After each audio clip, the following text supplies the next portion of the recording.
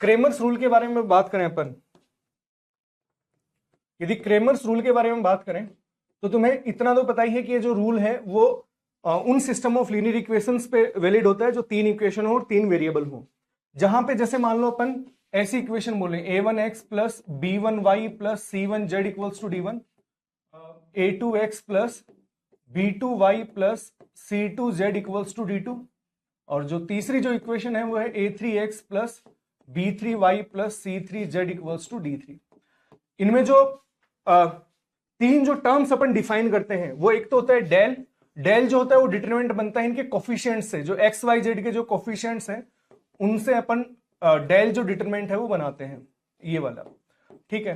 फिर del one बोलो या डेल एक्स बोलो, है ना, काफी जगह इसको डेल एक्स बोल दिया जाता है या डेल वन बोल दिया जाता है। वहां हम क्या करते हैं, जो पहली वाली जो इसकी रो है ना, सॉरी पहली वाली जो कॉलम है उसको रिप्लेस कर देते हैं यहाँ जो कांस्टेंट जो टर्म्स हैं उनसे। तो यहाँ पे जो पहली वाली जो कॉलम है a1 a2 a3, इसको हम d1 d2 d3 से रिप्लेस कर देंगे ना। और सेम एज इट इज तुम्हें डेल y या फिर डेल 2 जो है उसमें हम क्या करेंगे, डेल y या डेल 2 में जो y के जो कोफिशिएंट है, मतलब जो इसमें सेकंड जो कॉलम है डेल में, उसमें हम जो कांस्टेंट टर्म है उनसे रिप्लेस हम कर देते हैं। तो डेल y या डेल 2 जो है उसमें हम जो सेकंड कॉलम है उसमें d1 d2 d3 लिख देते हैं। पहली जो कॉलम है वो डेल की एज इट इज आ जाती है ना। तो ये सब चीजें तुम्हें पता है। ऐसे ही हम डेल जेड भी डिफाइन करते हैं जिसमें हम थर्ड कॉलम को कांस्टेंट से रिप्लेस करते हैं, ठीक है। तो जो अपना x आता है क्रेमर्स रूल में, जो x जो अपना जहां से जो सॉल्यूशन होता है वो फाइंड आउट होता है, वो अपन फाइंड आउट करते हैं डेल वन बाई डेल, या फिर इसको डेल एक्स बाई डेल बोल दो। y जो है वो डेल टू बाई डेल से डिफाइन होता है, और z जो है जो अपन सॉल्यूशन फाइंड आउट करते हैं वो होता है डेल थ्री बाई डेल से, है ना। ये सब चीजें तुमने पढ़ रखी हैं इतनी सी। यदि अपन इसको रिवाइज करें क्रेमर्स रूल को, तुम्हें पता है कि यदि क्रेमर्स रूल में डेल यदि नॉट इक्वल टू जीरो आया, है ना, जो डेल जो है जो अपन ने फाइंड आउट किया था जो डिटरमिनेंट, वो यदि नॉट इक्वल टू जीरो आया तो जाहिर सी बात है यूनिक सॉल्यूशन आता है उस केस में, है ना। उस केस में अपना यूनिक सॉल्यूशन आ जाता है। जब भी del not equal to zero हुआ तो उस केस में अपन बोलते हैं कि सिस्टम ऑफ लीनियर इक्वेशन का यूनिक सॉल्यूशन आता है। और तुम्हें ज्योमेट्रिकली ये भी पता है कि ये जो तीन इक्वेशंस हैं ये अलग अलग प्लेन्स को रिप्रेजेंट करती हैं तीन।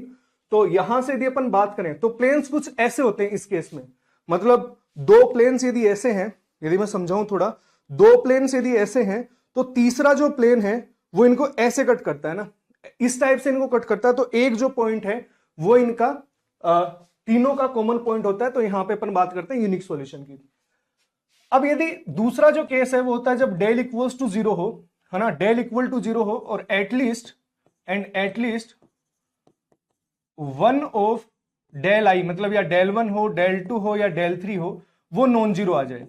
यदि इन तीनों में से कोई भी एक यदि नॉन जीरो आ जाए तो उस केस में हम बोलते हैं कि inconsistent solution system of linear equation होता है, जहां पे हम बोलते हैं नो सॉल्यूशन, है ना, जहां पे हम बोलते हैं नो सॉल्यूशन है भाई इसका सिस्टम ऑफ लीनियर इक्वेशन का। और इसमें यदि बात करें तो प्लेन्स कुछ ऐसे होते हैं, मतलब इस टाइप से प्लेन होते हैं, एक प्लेन यू हो गया, एक प्लेन यू और एक प्लेन यू, इस टाइप से आते हैं। तो इस वाले केस में नो सॉल्यूशन होता है ना। जब अपन बात करें कि डेल इक्वल्स टू जीरो हो और डेल वन, डेल टू और डेल थ्री ये भी तीनों जीरो आ जाए, है ना, तो इस वाले जो केस में, इस वाले केस में यदि हम बात करें तो एक सबसे इंपॉर्टेंट चीज इसमें निकल के आती है जो तुम्हें ध्यान रखनी होगी, है ना। यदि हम बात करें इस वाले केस में तो इसमें दो पॉसिबिलिटी हैं, या तो तुम्हारे पास इनफाइनाइट सॉल्यूशन आते हैं या तुम्हारे पास नो सॉल्यूशन भी आ सकते हैं ना।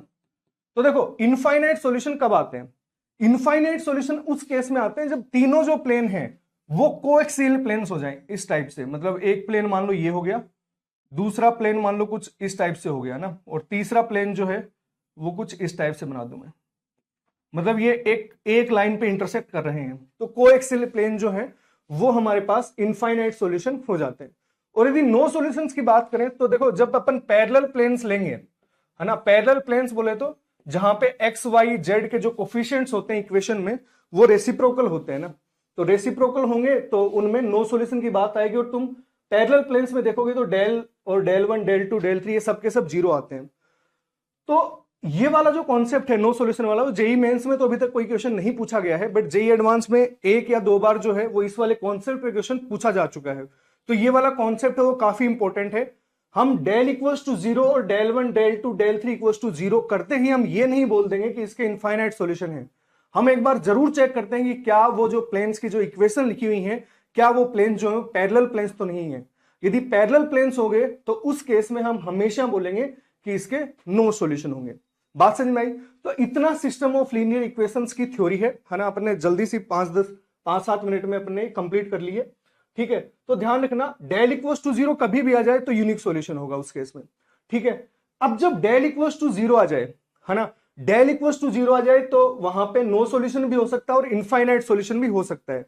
तो अपन वो देखते कैसे हैं, वो देखते हैं del one del two del three के अकॉर्डिंग। यदि सबके सब जीरो आ जाते हैं तब तो इनफाइनाइट सॉल्यूशन भी हो सकते हैं, नो सॉल्यूशन भी हो सकते हैं। नो सॉल्यूशन में अपन चेक करते हैं कि जो प्लेन्स हैं वो पैरेलल है या नहीं है। और यदि हम बात करें इस वाले केस की, तो यहां पे अपन बोलते हैं कि यदि कोई भी एक यदि नॉन जीरो आ जाए, हो सकता है del one del two del three में कोई भी एक नॉन जीरो आ जाए, तो हम बोल देंगे कि इसमें नो सॉल्यूशन होंगे। ठीक है, तो अब देखो जो बेसिक जो चीज है वो मैं बता देता हूं कि काफी बच्चे ये सोचते हैं कि sir del equals to zero जो है वो करने के बाद हमें del one del two del three जो है वो तीनों फाइंड आउट करने पड़ते हैं क्या, है ना। तो उस केस में बता दूं कि यार देखो del not equal to zero आया तो नो सॉल्यूशन हम बोल ही देंगे। डेल इक्वल्स टू जीरो जब आया डेल इक्वल टू जीरो आया तो या तो नो सॉल्यूशन हो गया, इनफाइनाइट सॉल्यूशन होगा, हम उसी को चेक करेंगे। तो सबसे पहले del equal to zero put करते ही हमें यह देखना है कि जो प्लेन्स हैं वो पैरेलल है या नहीं है। यदि प्लेन्स पैरेलल हो गए तो खेल ही खत्म है, हम डायरेक्ट बोल देंगे नो सॉल्यूशन है। अब यदि प्लेन्स यदि पैरेलल नहीं है, है ना, डेल इक्वल्स टू जीरो आ गया, प्लेन यदि पैरेलल हुए तो हम डायरेक्ट बोल देंगे नो सॉल्यूशन है। यदि प्लेन्स पैरेलल नहीं हुए तो दो केस आएंगे, या तो ये हो सकता है या ये हो सकता है। तो हमें यहाँ पे del one del two del three जो है वो तीनों डिटरमिनेंट निकालने की जरूरत नहीं होती। यहां पे क्या करना होता है हमें कि जो भी प्लेन्स की इक्वेशन है ना, अपन क्वेश्चन जब करेंगे तो इसको और ढंग से समझेंगे। जो भी प्लेन्स की इक्वेशन है वहां एक्स वाई जेड के जो भी कोफिशिएंट है, मतलब जैसे मान लो पहली इक्वेशन ये है ना, दूसरी इक्वेशन मान लो ये है, और तीसरी इक्वेशन ये है।